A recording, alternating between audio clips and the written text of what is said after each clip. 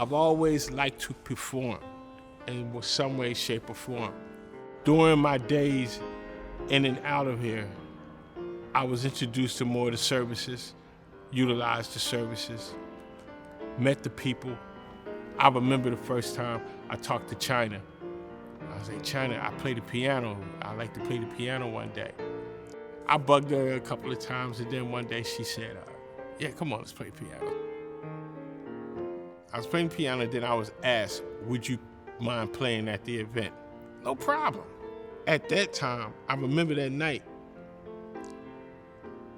I had no clothes. Broad Street Ministries was nice enough to give me a shirt, a jacket, pants. As I'm playing, people was just coming up and they're talking to me, striking up conversations.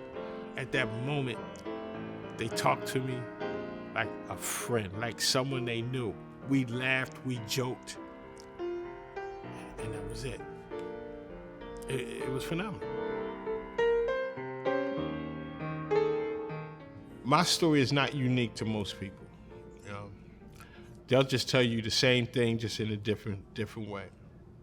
I've been homeless for a few years. Didn't tell my family. Didn't want to tell my family. And even when I seen my life being out of control, my pride would not let me reach out for help. To come here and get that dose of you are somebody without them actually saying you are somebody, it allowed me to go out and seek some help. That is a part of our radical hospitality model, which is really about affirming the unique contributions that each individual can bring to the plate at Broad Street. There's other facilities that do what Broad Street Ministries do, but no one does it like Broad Street Ministries. So when you walk in our front doors, someone will welcome you, and if you're looking for lunch, they will invite you to join us upstairs in our dining room, which is in our beautiful sanctuary that has soaring ceilings and beautiful stained glass. The environment is off the chain. The volunteers don't just give you a plate. They'll pour your water for you. They'll clean up somebody else's mess and then get you a plate, ask you how you doing, say have a good meal. The radical hospitality is another way of saying you're gonna feel good, and I'm gonna see to it that you feel good. We have a clothing boutique, and guests can sign up for a time slot in our boutique, and they are walked through our space by a volunteer or a staff member who acts as a personal shopper. One of the things about being homeless is we lose self-esteem. I can't think of a self-esteem killer more than not having a clean pair of pants or a clean shirt, a pair of shoes, underwear, soap, toothpaste. Our on-site hygiene products include a wide range of things that you might pick up in a drugstore, including deodorant, soap, lotions, razors, period products, condoms, and we also offer clean socks and underwear. Man, I just grabbed a shirt today, 2 shirts today. Man, what?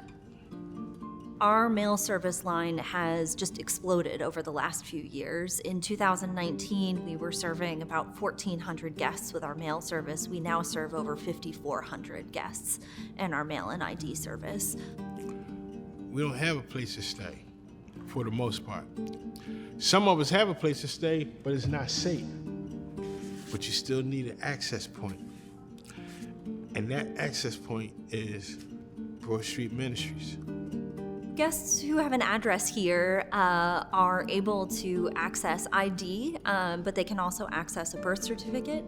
And those 2 items can be the front door to housing, they can be the front door to a job, and any number of different kinds of services that someone can't get without those basic identity documents. When I went to LP3, the transition house, they told me there's certain credentials that I need in order to go to the next level of getting my apartment. One of them was birth certificate. We have a chaplain on staff who provides for the spiritual emotional care of our guests. They are able to get access to other kinds of spiritual care if their faith is not aligned with our chaplain's faith or with our Bible study group's faith. By providing this service, we're really able to be responsive to the whole person. If it wasn't for some of the people in this building, I wouldn't be where I am today. If I didn't go to the event, I probably wouldn't have went to rehab the next week. We open our doors, we open our hearts to folks without any questions asked. It's really about letting the person define for themselves what a whole life looks like for them, and then for us to help them along that journey. You leave out the door feeling so much better than when you came in. You got some food in your stomach, you might have some clothes, some hygiene, but what you got more than anything is a good feeling. Somebody cared. Somebody cared. Somebody smiled. Remembered your name. All that, emotions.